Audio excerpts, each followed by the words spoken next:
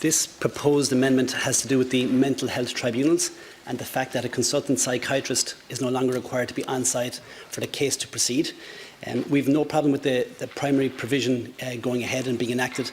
However, we would suggest that before this law is commenced, or before a case is commenced, that it comes back to the floor of the Dáil for resolution, or if that's not logistically possible, that it goes to party leaders for a decision. That's all. Thanks, Deputy O'Reilly. Amendments 53 and 54.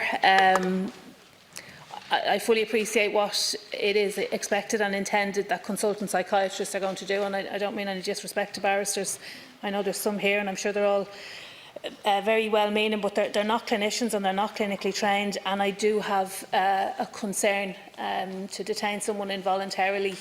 Is a very, very serious undertaking. I remember when the Mental Health Act was brought in, it was debated long and hard, and to have persons involved in that, or to have all of that fall on the shoulders of one person, I find it deeply concerning. Minister, I want to hear what you have to say on this, that might be able to give some comfort, but these are big changes. The fact that a person won't get a review outside of the normal 6-month review, so when this is over they don't have an automatic entitlement to a review, I think is also concerning, because this is going to last for, the detention could potentially last for 6 months. I don't think there should be any case where a tribunal is allowed to go ahead without the presence, either remotely or otherwise, of a consultant psychiatrist or a person who is clinically trained to that level. And I want to hear from the Minister what comfort it is that he can give in terms of this, because I have serious concerns. I know that other organisations have expressed those concerns, all backed with the understanding that we know exactly where consultant psychiatrists are going to be and the work that they're going to be involved in. But this is very, very serious too, and the tribunals work because they are balanced and because they have a range of expertise and clinical knowledge and clinical expertise. So, as I say, we want to hear from the Minister in relation to this matter. Deputy Short. Thank you. Sorry, is 52 in this group? Yeah, 51 to 54 51 related. 54, yeah. Thank you. Thanks. So in relation to 52, this is really just a safeguard. One of the grounds set out in the bill says for the purposes of testing for COVID-19. And I suppose, that could give a carte blanche, and what I'm proposing is that we insert in accordance with WHO criteria. And I think that's a reasonable safeguard. I'd also like to support the comments made by Deputy O'Reilly there. It is a huge move to go away from a three-person tribunal to a single-person tribunal and a person without any medical expertise. And while I understand, provision being made in the event of dire and severe shortages of medical personnel, I think it's reasonable to expect that a consultation could take place remotely. I think there must be medical input into a decision as serious as that, and I think it's a reasonable safeguard, in the absence of 2 other members of the tribunal, to at least have a remote consultation and not leave that open to a situation where if they're available or not. I also support Amendment 51. I think it makes sense. Thanks, Deputy Minister. Mr. Minister, there's quite a few issues. Sorry, I beg your pardon. My apologies. Sorry, sorry, yeah, Deputy sorry, Smith. Sorry, Deputy. I mean, we're opposing this section on the grounds that the whole section is really skewing, unless, of course, this amendment is passed, which would be a big contribution to it, but it really skews the whole point of mental health practitioners existing in the first place. And I find it an extraordinary draconian measure that a one-person tribunal made up of a barrister whose profession is to deal with legal issues would make a determination on somebody whose mental health was challenged and who was, against their will, taken into a mental health institution. I'd find this really, really draconian and upsetting, and I think the Minister should explain completely why this was required, because at the briefing we had on it, the explanation was not good enough. It just was not good enough. The explanation was given to us, this is done in other jurisdictions. I don't accept that, and I believe that the Minister, behoves the Minister to give a full explanation, but we would support the amendment. There's a number of issues here. To thank Deputy Naughton and Deputy Berry for their amendment. And I suppose in response I would make the point that there is already a sunset clause in this legislation, and we've aligned that sunset clause with the emergency legislation that we passed last week in terms of it being the 9th of November 2020. But of course a resolution of this House can at any time shorten that, which I think is a safeguard that I think Deputy Berry was trying to achieve. If I was to accept the amendment as drafted, I think it would be inconsistent with the approach adopted in the Act last week as well, and potentially create an anomaly in that regard.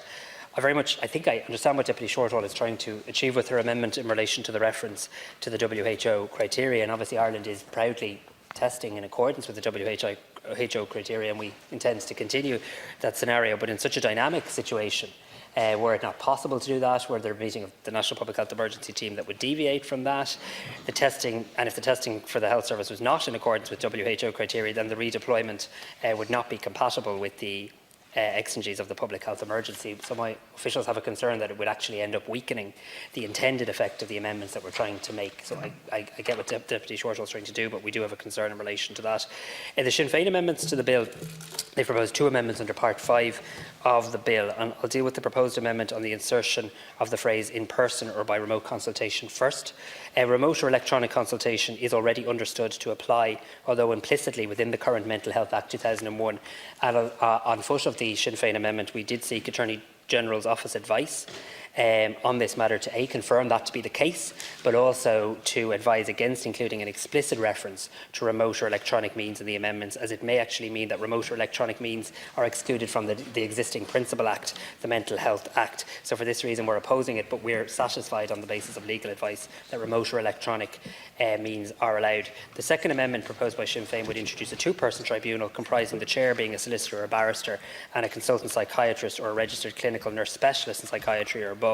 Following consultation with the Mental Health Commission, which is the regulator of mental health services, we have a number of reasons we wish to oppose this, which perhaps I'll get back in on in a moment. But the policy decision to adopt a cascading approach to tribunals was taken because both the HSE and the Commission did express very serious concerns over the expected lack of availability of consultant psychiatrists due to COVID-19, and my concern is that the 2-person tribunal would not do anything to alleviate those pressures. But I do need to say that in the case of 1-person tribunals, and this is really important, I want to say it on the record of this House, clinical input will still be given both by the treating psychiatrist and an independent consultant psychiatrist, and where they differ in their opinion, by another psychiatrist. So I do need to make that clear. This is not about a lawyer or a barrister just sitting down, because I take Deputy Smith's legitimate concerns.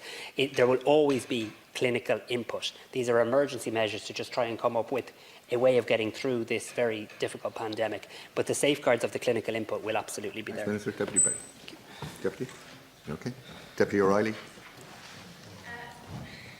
I know I hear what you're saying in relation to it already being possible, but it's not done. Like, it's not practice, and you know, I'm not aware of situations where it happens at the moment, which is why I wanted to insert that clause. I don't want to do anything that's going to undermine the operation of the Mental Health Act either, but it is my very firm view that unless that can be conveyed to people in very, I suppose, comprehensively, that is going to be available to them. I have a very, and I think the Minister can hear and understand the concerns that are being expressed here.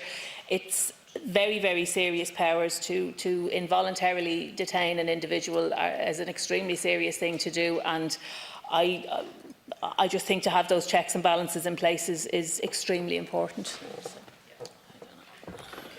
Minister, do you want to? So I think Deputy O'Reilly is entirely correct, and I ran out of time, but I did want to say, I mean, as part of this Amendment Act, we will be producing information booklets and the likes for people, particularly patients of our mental health services, because it's very important that we protect their rights in relation to all of this as well. And I do want to assure the Deputy, and again I'm happy to provide further briefing or meetings with the Commission in relation to this, that they are now preparing protocols and guidance in relation to the issue of remote consultation. So it has already been implicitly in the Mental Health Act.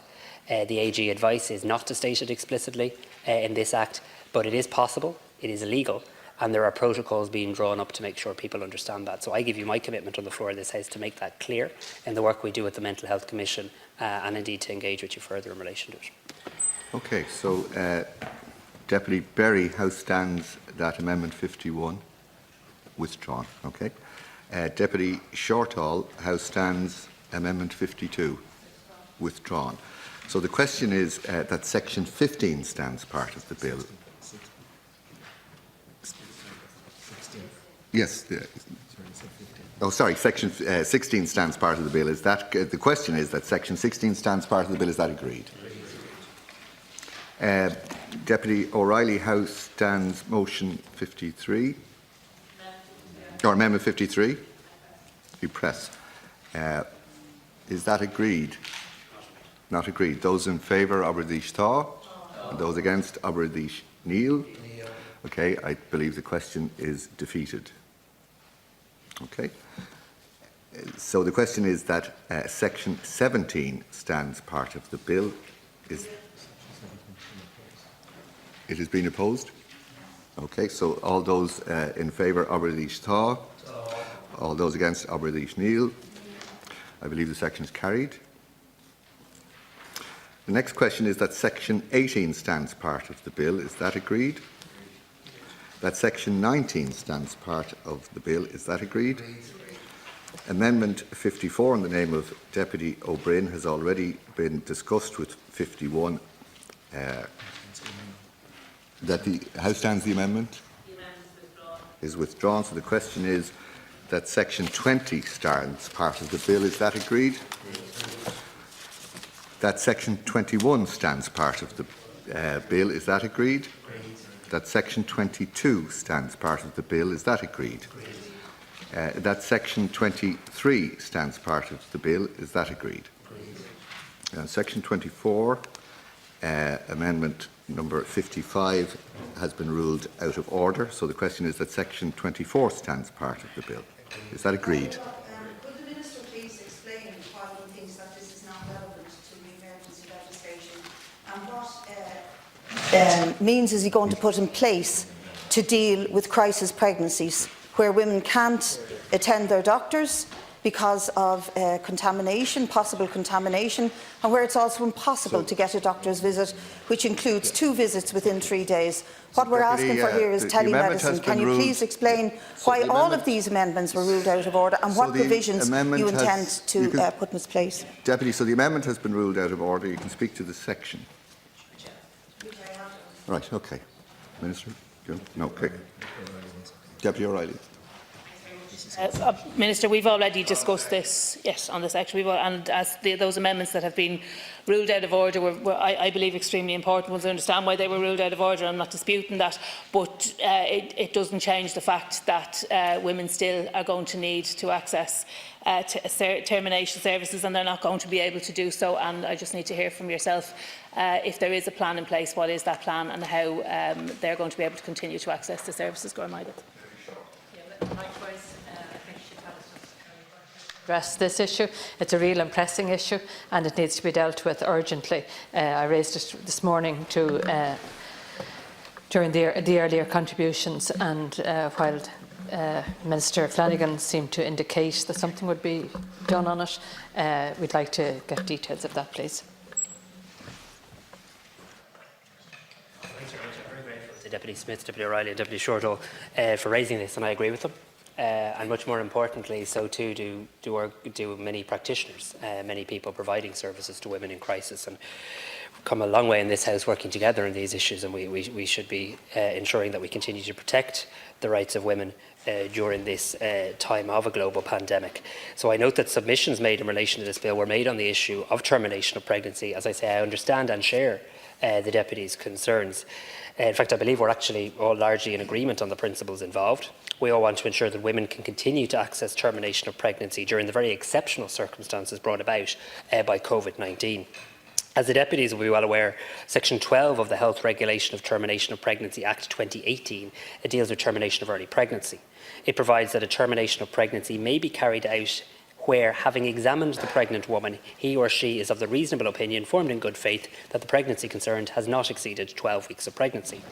The Act, however, does not prescribe the actions or clinical aspects of the medical practitioner's examination of the woman. As it is set out in section 12, the phrase "having examined" does not exclude the possibility of the examination being carried out by other means, for example, by telemedicine or by video conference. The operation of the Health Regulation of Termination of Pregnancy Act 2018, as you'll know, is underpinned by the model of care. So you read the Act alongside the model of care, or certainly that's what our doctors do, which was developed by the Department of Health and the HSE in advance of this service coming into operation on the 1st of January last year. In usual time, the requirement for the medical practitioner to examine the pregnant woman does mean that the woman will usually attend the surgery or clinical setting to have a face-to-face consultation with her doctor. This is the same as for any other health service in the normal course of medical practice. A doctor will usually meet with the patient in person before prescribing a course of action. Termination of pregnancy is no different and should be no different to any other health service in this way. In this current situation, however, social distancing, reducing contacts and reducing the burden on medical practitioners is absolutely paramount. We're looking at different operation procedures for a number of areas, not least dealing with COVID-19 itself. In light of these considerations, I want to assure the deputies and the House and the women of Ireland, and indeed the medical practitioners working in this area, that my officials in the HSE are working with some urgency to revise the model of care for termination of pregnancy services. Let me be very clear, the revised model of care will only apply for the duration of the COVID-19 public health emergency, and it will ensure that where necessary for the purposes of terminations under section 12 of the Act, remote consultation with the medical practitioner will be permissible.